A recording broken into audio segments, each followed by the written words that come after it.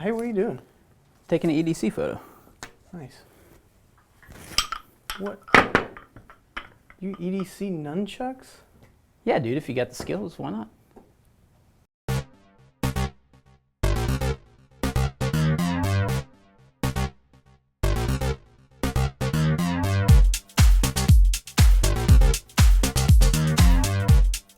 Hey guys, welcome to Gear Tasting. Today I wanted to run through just a couple of things before we get into our questions over coffee. The first thing is I got in a book, Ghost Sniper. This is by Scott McEwen, who was the co-author of American Sniper with Chris Kyle. So I'm looking forward to checking out his book. I haven't read anything else by him other than American Sniper when I read that. He's got a co-author on this book, Thomas Kolinar. I hope I'm pronouncing that right. But the synopsis of this book, I just want to share it with you real quick, is Bob Pope, a director of a secret American intelligence anti-terrorist program, loses contact with his most trusted operative, Navy Master Chief Gil Shannon, fearing him dead when a mission to take out a Swiss banker who is channeling funds to a Muslim extremist goes awry. But when a U.S. politician and her convoy are assassinated in Mexico City by the Ghost Sniper, an American ex-military gunman for hire by Mexico's most ruthless drug cartel, Pope must turn to former Delta Force operative Daniel Crosswhite and brand new sniper elite hero ex-Green Beret Chance Vaught to track down the assassin and expose the corrupt officials behind the murderous plot. So that is Ghost Sniper. Check it out if you're interested.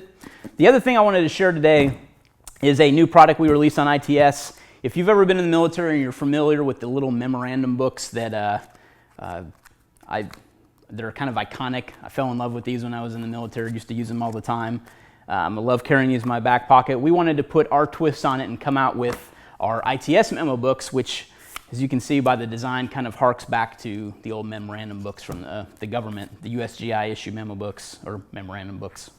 So these are made in the US by us. The has a chipboard cover, same nice blue lines that you're used to in these, as well as just kind of an upgraded durability. And rather than a kind of report style like this, it's more of a pocket notebook style, similar to something like Field Notes or something like that that we've carried on ITS before.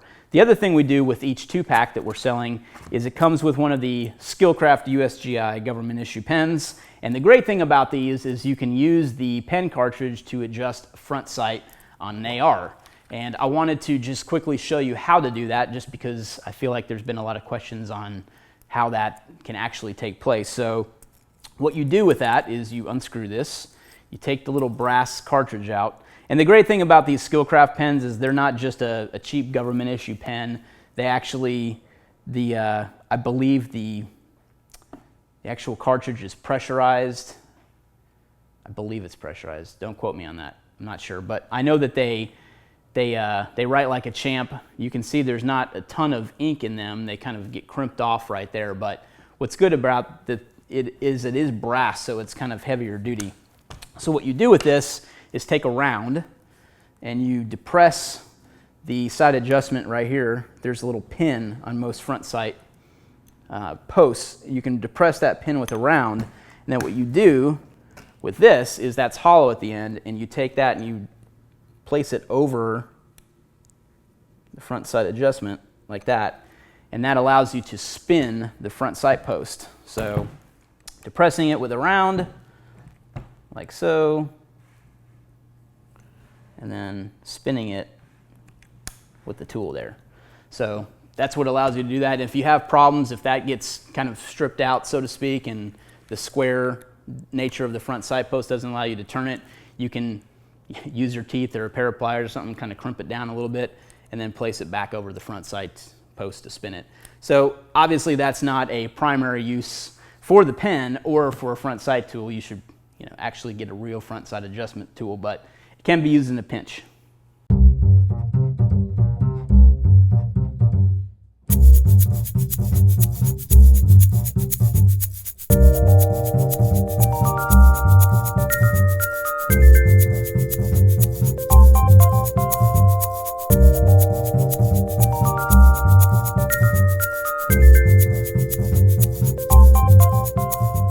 Okay, so for questions over coffee, I just got one question from Tom on Facebook, but I wanted to show some other stuff that goes along with this question, so that's why we're just taking one today, because it might turn into a little bit longer than I anticipate. You know how I am.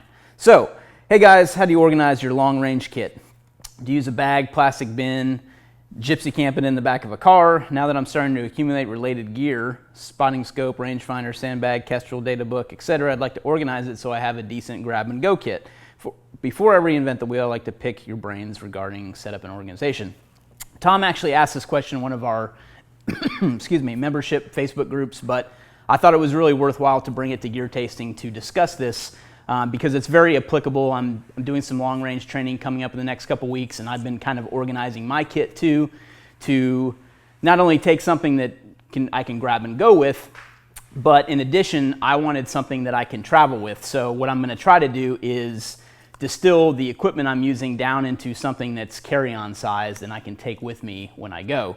So I'm lucky in the fact that I can ship stuff ahead of time to the location I'm going to. So I'll talk through kind of some of that stuff along with answering Tom's question too. So to address Tom's question kind of straight away here, what I really recommend is having a bag that's packed rather than, you know, a bin or a tote or something like that.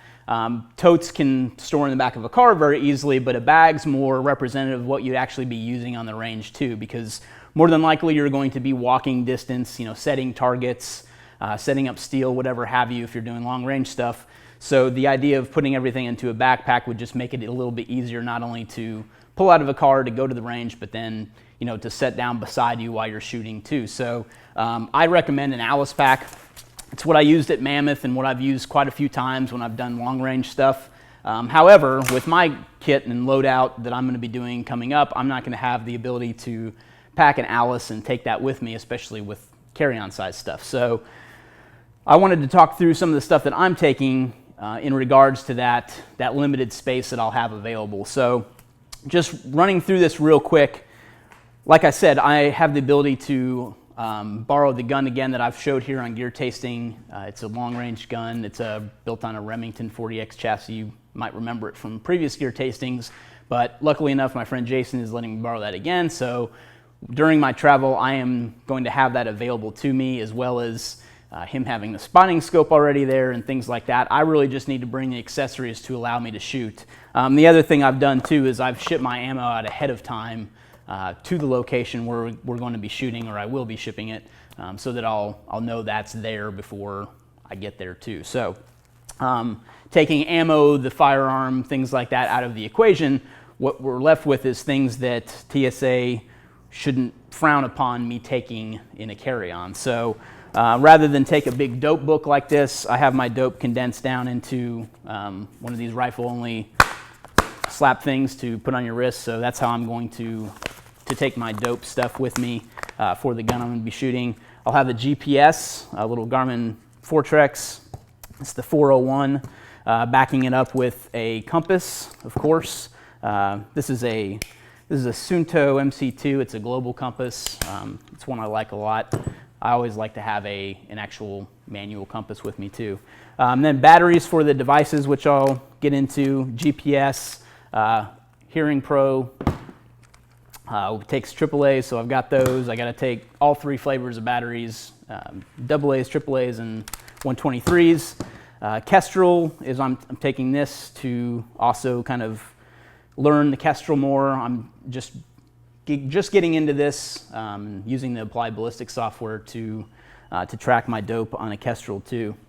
Then I've got a little veil like this to put over my head because we are going to be someplace where it's hot, it's summer, so I'll drape this over my head. It's a little trick I picked up at the rifles only course I went to. Jacob had one of those on. It looked silly until I really tried it and realized that when you're sitting under a gun in the blazing sun, it's great to have something like that. Headlamp, just in case. Pair of gloves, just in case. I typically don't wear these when I shoot, but I've got them just in case. Rear bag. This is a really lightweight rear bag that clips to the gun. Then I've got a sling. This is a sling from Rifles Only that I picked up that I really like. It's got a bungee in it, so it helps with positional shooting and things like that.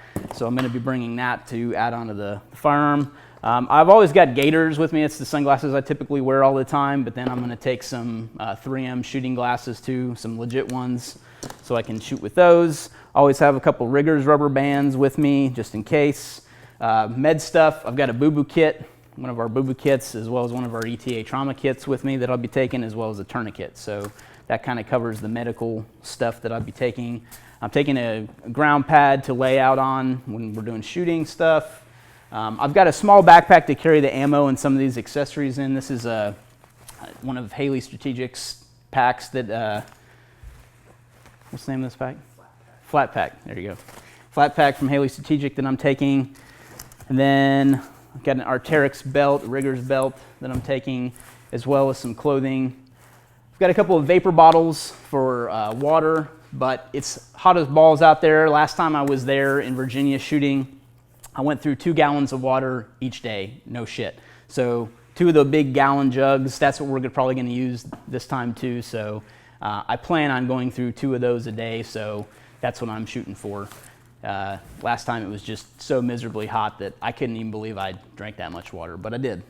So in lieu of my Loas that I typically take on stuff like this, I've got those new Salomon Speed Assault shoes that I'm going to be trying out. I've gotten a little time in them. They're at the house, so I don't really have them here to show you, but I have shown those in a previous gear tasting. So I will look forward to kind of putting together some thoughts on those when I come back as well. And then it may rain, so I've got an Arc'teryx rain layer, as well as some Arc'teryx pants that I'm wearing, and a Tactical Distributors shooter shirt that I really like a lot. Now, although this is cotton, it typically stays cooler than some of the stuff I have, even Under Armour stuff and things that are designed to wick sweat. Honestly, the way I think about it is I'm going to sweat anyway, and I at least know I'll be fairly comfortable in this still, even in hot conditions. I might take a couple of other shirts to supplement that, but that's kind of the essentials from my loadout.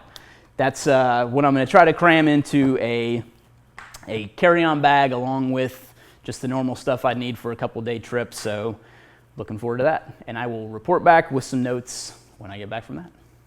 Hey guys, thanks for watching Gear Tasting. If you have any questions, remember to use the # Gear Tasting and in the social media networks, and we'll get them answered here on Gear Tasting. Thanks for watching. Thanks for your support. If you like what we're doing here on Gear Tasting, please consider joining as a crew leader with ITS. Links down below allow us to give you back something in return. Thanks again.